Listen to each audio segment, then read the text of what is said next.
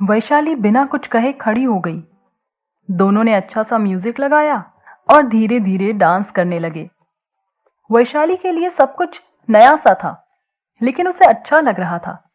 बीच बीच में विनय कुछ भी बातें करता जाता और वैशाली को हंसाने की कोशिश करता रहता। वैशाली जिस विनय से अब तक बच रही थी, आज अपने नए साल की शुरुआत उसी के साथ करने जा रही थी। पर मन में एक डर भी था कि घर पर अगर किसी को कुछ पता चला तो उसका क्या होगा।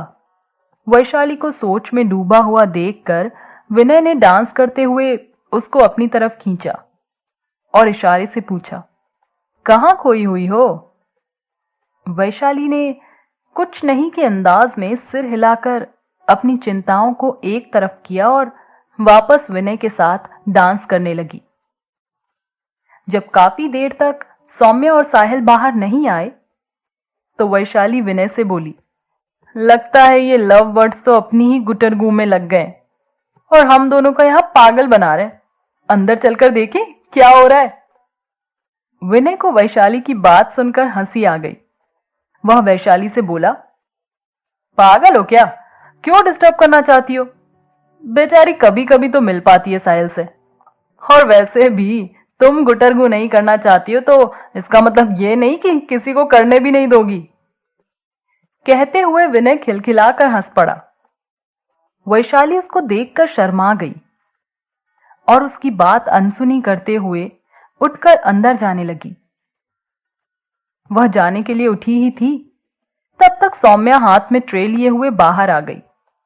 वैशाली उसे छेड़ते हुए बोली, बहुत जल्दी आ गई सौम्या, मुझे लगा सब कुछ तुम खुद ही बना रही हो। और ऐसा कहते हुए साहिल की तरफ देखने लगी।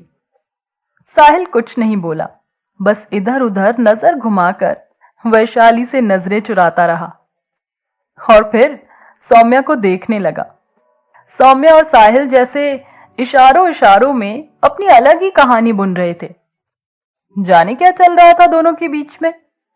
वैशाली और विनय दोनों को ही कुछ भी समझ में नहीं आ रहा था। वैशाली ने सौम्या को अपनी तरफ खींचते हुए कहा, सुन, तू ये खिचड़ी बाद में पकाना, फिलहाल तो हम 4 लोग हैं यहाँ और चारों लोग मिलकर मस्ती करेंगे। तुम तो चली जाती हो साहिल के साथ अंदर कोने में, और मैं यहाँ अकेली विनय से भला कितनी बातें करूंगी। सौम्या हंसकर बोली, अरे पागल, हम लोग तो तुझे मौका दे रहे हैं विनय को जानने समझने का। वो बेचारा तो लट्टू है तुम्हारे ऊपर, अब तू भी उसे समझ ले, जान ले, ये भी तो जरूरी है। सौम्या की बात सुनकर वैशाली हंसने लगी और हंसते हुए बोली, मुझे कौन सा उससे शादी करनी है जो उसको जानूंगी समझूंगी। और वैसे भी मैडम, जिंदगी में ऑलरेडी बहुत कुछ है जानने समझने के लिए। वैशाली की बात सुनकर सौम्या सीरियस हो गई और उसका हाथ पकड़कर बोली, वैशाली, मुझे नहीं पता कि तू विनय के बारे में गलत सही क्या सोचती है, पर तू उसे पसंद करती है, इतना तो तेरी आंखों में दिख जाता है। ये बात तू विनय को बता क्यों नहीं रही है, ये मैं अब तक नहीं समझ पाई हूं। अगर कोई टेंशन है या किसी बात का डर है तो मुझे बता सकती है। और रही शादी की बात, तो क्या प्यार शादी के लिए किया जाता है? जब मैंने साहिल से प्यार किया था तो क्या मुझे और साहिल को मालूम था कि हम लोगों की शादी हो जाएगी? हाँ, ये तो अच्छा ही हुआ कि शादी हो रही है, लेकिन जब पहली बार हम किसी के लिए इस तरह की फीलिंग अपने मन में महसूस करते हैं तब इतना कहाँ सोच पाते हैं कि हमारा भविष्य क्या होने वाला है। इतना सोच सोच कर आगे बढ़ेगी तो फिर जिंदगी भर अपने दिल की आवाज सुन नहीं पाएगी वैशाली। इसलिए तुझे समझा कर बोल रही हूं। मुझे विनय की आंखों में सच्चाई दिखती है और साहिल को भी वो बंदा सही लगा।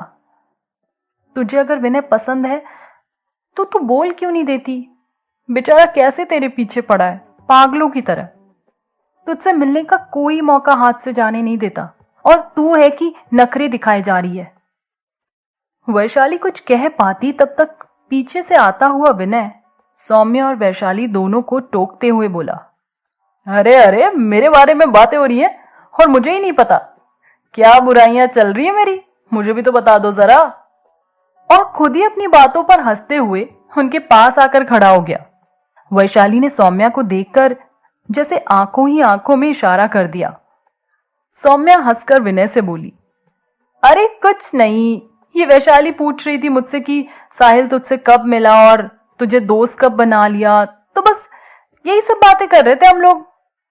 विनय सौम्या की बात सुनकर सौम्या से बोला, अच्छा, साहिल ने तुम्हें तो सब कुछ बता ही रखा होगा कि मेरा और साहिल का कांटेक्ट कब हुआ, कैसे हुआ और हम लोग कैसे इतने अच्छे दोस्त बन गए। हाँ, वैशाली को कुछ नहीं पता होगा, मैं मानता हूं। सौम्या विनय की बात सुनकर हैरान सी वैशाली की तरफ देखने लगी। सौम्या उसको इस तरह देखकर हड़बड़ा कर बोली, अरे मुझे सच में कुछ भी नहीं पता है, मुझे तो ये भी नहीं मालूम था कि विनय आज यहां आने वाला है। फिर बात टालते हुए बोली, अच्छा तुम लोग बात करो, मैं अभी साहिल को ही बुलाकर लाती हूं, उसी से पूछ लेना। और कहते हुए वहां से साहिल के पास चली गई।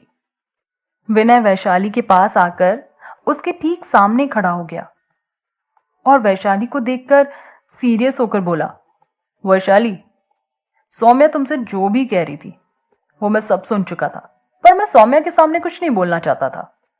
और हां, सौम्या की बातों से अगर तुमको जरा भी ऐसा लग रहा हो कि मैं तुम्हारे पीछे पड़ा हुआ हूं या फिर तुम्हारे मन में जो भी है मैं वो जानना चाहता हूं, तो ऐसा बिल्कुल भी नहीं है।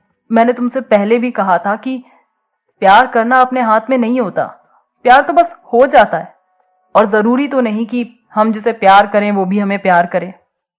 हर किसी के दिल में अलग अलग फीलिंग होती है। तुम मुझे बहुत अच्छी लगती हो और मैं सच में तुम्हें प्यार करने लगा हूं, पर इसका प्रेशर तुम अपने ऊपर मत लो। तुम्हें बिल्कुल चिंता करने की जरूरत नहीं है, ये तो मेरा टेंशन है। मैं तुम्हें जबरदस्ती नहीं मना सकता और मनाऊंगा भी नहीं कभी। बस मैं तुम्हें हमेशा खुश देखना चाहता हूं, ऐसे ही खुश रहो, बिंदास रहो। मैं तो तुम्हें तभी भी प्यार करूंगा जब तुम मेरे कांटेक्ट में नहीं रहोगी। विनय की बात सुनकर वैशाली ने उसको रोकते हुए कहा, नहीं नहीं, ऐसा नहीं होगा, मैं तो तुम्हारे कांटेक्ट में हमेशा ही रहना चाहती हूं। वैशाली हड़बड़ाहट में बोल तो गई, पर उसको कुछ समझ नहीं आया कि वो विनय से अचानक ऐसे कैसे बोल गई। विनय प्यार भरी नजरों से वैशाली को देखने लगा और वैशाली से पूछा, क्या तुम सच कह रही हो? सच में तुम हमेशा मेरे कांटेक्ट में रहना चाहती हो? वैशाली कुछ ना बोली, बस मुस्कुराने लगी। तभी सौम्या वैशाली का मोबाइल लिए हुए उसके पास आई और उसको मोबाइल थमाते हुए बोली, ये ले, तेरे भाई निखिल का फोन है, बात कर ले।